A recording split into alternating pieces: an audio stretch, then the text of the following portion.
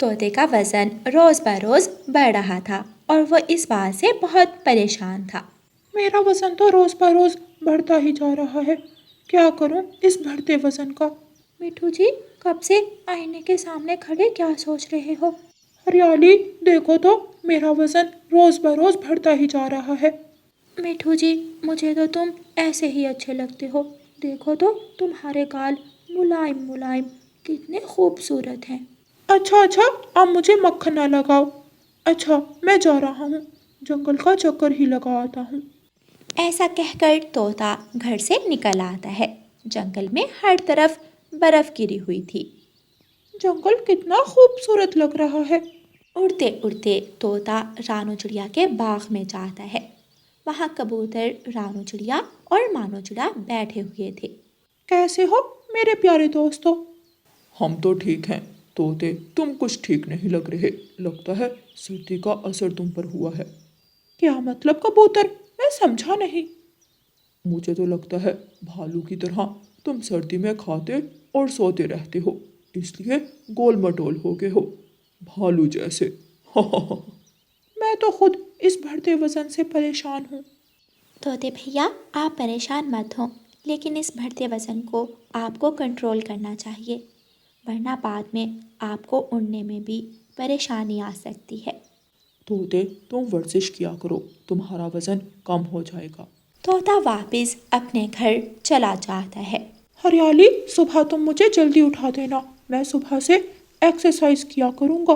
ओ मेरे मोटू मिठू जी, मैंने कह दिया ना, तुम मुझे ऐसे ही पसंद हो, तो क्यों करनी है एक्सरसाइज?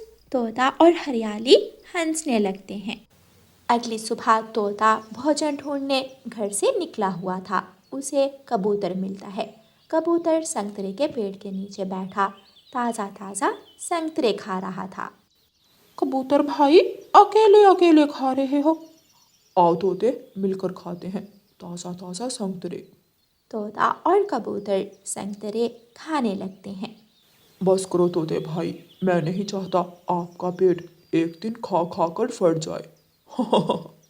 तुम जो भी कहो कबूतर, मेरी पत्नी तो मुझे ऐसे ही पसंद करती है। वो तो ठीक है तोते भाई, लेकिन अगर आप कंट्रोल नहीं करोगे तो आगे जाकर आपका वजन और बढ़ जाएगा। बात तो आपकी भी ठीक है, लेकिन मैं क्या करूं? तोते, मैंने सुना है दूसरे जंगल में एक कौवे और कौवी का क्लिनिक है और उनके पास एक हफ्ते में पतला कर देने वाली दवा है। क्या सच में? बस एक हफ्ते में? हाँ, वो क्लिनिक इसलिए बहुत मशहूर है, बस एक हफ्ते में पतला कर देते हैं। शार कबूतर, मुझे अभी उन कौवों के क्लिनिक पर ले जाओ प्लीज। कबूतर मान जाता है और तोते को साथ लेकर दूसरे जंगल कालू कौवे और गोरी कौवे के क्लिनिक पर जाता है। कालू कौवा अपने क्लिनिक की खिड़की में बैठा कबूतर और तोते को आता हुआ देख लेता है। गौरी, मैंने देखा एक कबूतर और तोता हमारे क्लिनिक की तरफ आ रहे हैं। कालू, ये पहला ग्राहक है, खाली हाथ नहीं जाना चाहिए, इनसे भारी फीस लेंगे। ठीक है गौरी, मैं उन्हें क्लिनिक के अंदर लेकर आता हूँ। कालू कौवा बाहर जाता है। तब तक कबूतर और तोता भी क्लिनिक के पास पहुंच चुके थे। कैसे हो कौवे भाई, क्या ये वही क्लिनिक है जिसके बारे में मशहूर है कि एक हफ्ते में मोटापा खत्म हो जाता है? हाँ हाँ, आप अंदर आओ, यही वो क्लिनिक है। कालू कौवा कबूतर और तोते को अंदर ले जाता है। वो सामने मेरी पत्नी डॉक्टर गौरी कवि बैठी हैं, वही दवा देगी तुम दोनों को। कबूतर और तोता गोरी कौवी के पास चले जाते हैं। गौरी डॉक्टर, हमें वही दवा चाहिए जिससे मेरा दोस्त एक हफ्ते में स्मार्ट हो जाए, बिल्कुल शाहरुख खान जैसा। शाहरुख खान क्या, मैं ऐसी दवा दूंगी ये सलमान जैसा हैंडसम हो जाएगा। कबूतर और तोता गोरी से दवा ले लेते हैं। ये लें गौरी डॉक्टर, आपकी फीस। कबूतर और तोता अपने जंगल वापिस आ जाते हैं। हरियाली, ये देखो, मैं दूसरे जंगल से दवा लाया हूँ, आज से मुझे खाने के बाद याद से ये दवा दे दिया करना।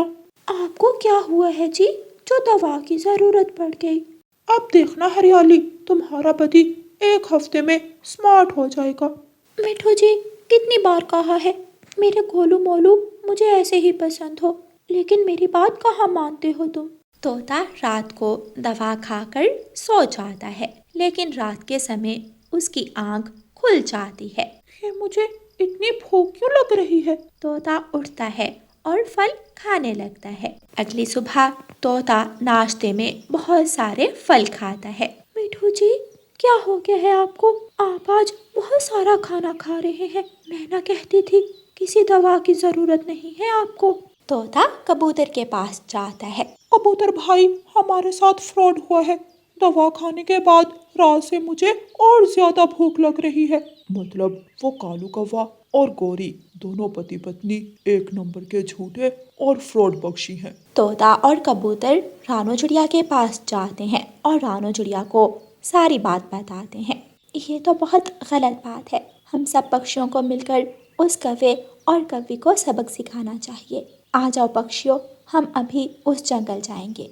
सब पक्षी मिलकर कालू कौवे और गौरी कौवी के क्लिनिक पर जाते हैं और कौवों को पकड़कर उनकी खूब पिटाई करते हैं। ऐसे कौवों को उनके फ्रॉड की सज़ा मिलती है। प्यारे दोस्तों, इस कहानी को लाइक, अपने दोस्तों के साथ शेयर और चैनल को सब्सक्राइब करना बिल्कुल मत भूलना।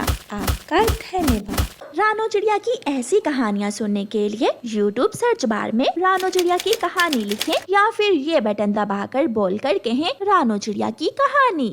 जंगल में सर्द ठंडी हवाएं चल रही थीं। जंगल में हर तरफ खामोशी थी। सब पक्षी अपने अपने घरों में आग जलाए बैठे थे। गौरी कौवी पकोड़े बना रही थी।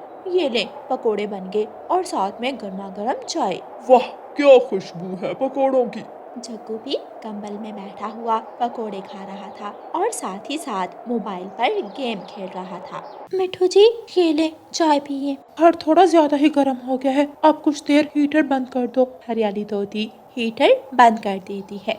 कबूतर भी अपने घर की खिड़की में बैठा न्यूज़पेपर पढ़ रहा था। कबूतरी और कीकी कंबल में बैठे बातें कर रहे थे। जहाँ अमीर पक्षी सर्द मौसम का आनंद ले रहे थे, वहीं एक गरीब रानो चिड़िया भी रहा करती थी, जिसके बच्चे एक फटे पुराने कंबल में बैठे ठठर रहे थे। ठंड और भूख ने उनकी हालत बुरी कर दी थी। मम्मा, हमें भूख लगी है, प्लीज कुछ खाने को देना। बच्चों, आपके पापा अभी आते ही होंगे। कुछ देर बाद मानो चिड़ा राशन लेकर घर आ जाता है। ये राशन तो बहुत कम है, इससे तो 2 दिन भी नहीं निकलेंगे। मानो जी, सर्दी भी बढ़ती जा रही है और लकड़ियाँ भी ख़त्म हो गई हैं। रानो, तुम परेशान ना हो, मैं कुछ करता हूँ। अभी के लिए जो कुछ है बच्चों को खाना बना दो। मानो चिड़ा कुल्हाड़ा उठाता है और लकड़ियाँ लेने के लिए निकल जाता है। सर्द हवा चल रही थी। मानो चिड़े के पंख अकड़ रहे थे। मेरे पंख तो सुन हो रहे हैं, क्या करूँ? लकड़ियाँ तो ले जानी ही पड़ेंगी। रानो चिड़िया अपने बच्चों को खाना बना कर देती है। बच्चे खाना खाने लगते हैं। अचानक चिड़िया के दरवाजे पर जोर जोर से दस्तक होती है। बच्चे डर जाते हैं। डरो मत बच्चों, मैं देखती हूँ। रानो चिड़िया दरवाजा खोलती है। मुझे मेरे पैसे वापस करो। कालू सेठ जी, प्लीज हमें थोड़ा वक्त दे दें। सर्दियों के दिन चल रहे हैं, काम भी नहीं मिल रहा। ना जाने कैसे मुश्किल से खाना पूरा हो रहा है। बस, मैं यहाँ तुम्हारी गरीबी की दुखी कहानी सुनने के लिए नहीं आया हूँ। मुझे मेरे पैसे चाहिए। मैं अब आखिरी मौका देता हूँ। अगर अगली बार पैसे ना दिए तो मैं तुम सबको घर से निकाल दूंगा। ऐसे कहकर कालू कौवा गुस्से में वहाँ से चला जाता है। रानो चिड़िया बेचारी दरवाज़ा बंद करती है। एक मुश्किल हल नहीं होती, दूसरी आ जाती है। ऐ ऊपर वाले, अब तेरा ही सहारा है हमें। बाकी की लकड़ियाँ उठाकर मानो चिड़ा अपने घर आ जाता है। मानो जी, सुबह से शाम हो गई, सिर्फ इतनी सी लकड़ियाँ। मानो चिड़ा सारी बात रानो चिड़िया को बताता है। ये तो आपने बहुत अच्छा किया, वो आज सेठ कालू आया था। रानो चिड़िया सारी बात अपने पति मानो चिड़े को बताती है। यूं ही दिन गुजरते गए और ठंड मजीद बढ़ती गई। अब तो ठंड के साथ तेज बारिश भी शुरू हो गई थी। तेज बारिश के कारण मानो चिड़े के घर की छत टपकने लगती है। उफ, ठंड तो और भी बढ़ गई है। कितनी ठंडी हवा है। रानो चिड़िया अपने बच्चों को अपने पंखों में लेकर बैठी हुई थी और मानो चिड़ा जगह जगह बर्तन रख रहा था। सर्द हवा तो जैसे घर को तोड़ते हुए घर के अंदर आ रही थी। सुबह हो जाती है, बारिश भी रुक चुकी थी। कालू सेठ फिर से आता है। या तो मेरे पैसे वापस दो या फिर ये घर छोड़कर चले जाओ। सेठ जी, हम कहाँ जाएंगे? हमारा नहीं तो हमारे बच्चों का ही थोड़ा ख्याल कर ले। ये ठंड में मर जाएंगे, हम पर दिया करो प्लीज। या पैसे या घर से निकल जाओ। चलो रानू, हमें ये घर छोड़ना ही होगा। इस कफ़े में दिया नाम की कोई चीज़ नहीं है। मत करो इसकी मिन्नत। मानो चिड़ा अपने परिवार को लेकर वहाँ से चला जाता है। वो सब उड़ते हुए जा रहे थे कि रास्ते में उन्हें एक साधु पक्षी मिलता है। कुछ खाने को है तो दे दो, मैं भूखा हूँ। भूखे को खाना खिलाकर दुआ लो। कुछ ज़्यादा तो नहीं, हमारे पास ये कुछ दाने हैं, ये आप ले लें। मानो चिड़ा बच्चों के लिए रखकर बाकी दाने उस साधु पक्षी को दे देता है। वो साधु पक्षी वो दाने खा लेता है। तुम सब कहाँ जा रहे हो? मानो चिड़ा उस साधु पक्षी को सारी बात बताता है। ये लो बच्चों, ये मटका तुम रख लो। मैं जब भी किसी से कुछ लेता हूँ तो बदले में कुछ देता भी हूँ। ऐसे कहकर वो साधु पक्षी वहाँ से चला जाता है। बेटा, तुम यहाँ क्या कर रहे हो? माँ जी, आप? तुम लकड़ियाँ देने आज नहीं आए तो मैंने सोचा मैं ही चली जाऊँ। फिर मानो चिड़ा सारी बात बूढ़ी फाख्ताबी को बताता है। इतनी गुर्बत में भी तुम दूसरों की मदद करते हो, तुम बहुत अच्छे हो। तुम सब मेरे साथ मेरी झोंपड़ी में चलो। फिर चिड़ियाओं का वो परिवार उस बूढ़ी फाख्ता के साथ चला जाता है। घर जाकर बच्चे उस मटके के साथ खेलने लगते हैं। खेलते खेलते वो मटका टूट जाता है और उसमें से ढेर सारे सोने के सिक्के निकलते हैं। रानो, रानो ये देखो। उन दोनों की आंखों में खुशी के आंसू थे। उनके हालात बदल चुके थे। मानो चिड़ा कुछ सोने के सिक्के सुनार को बेचता है और पैसे लेता है। फिर मानो चिड़ा कुछ पैसे लेकर कालू कव्वे के पास जाता है। ये लो कालू कव्वे, अपने पैसे लो और मेरे घर से निकल जाओ। कालू कव्वा फूट फूट कर रोने लगता है। मुझे मेरे किए की सजा मिल चुकी है। मानो मेरा घर जल गया, मेरा गोदाम जल गया। मुझे इस घर से ना निकालो।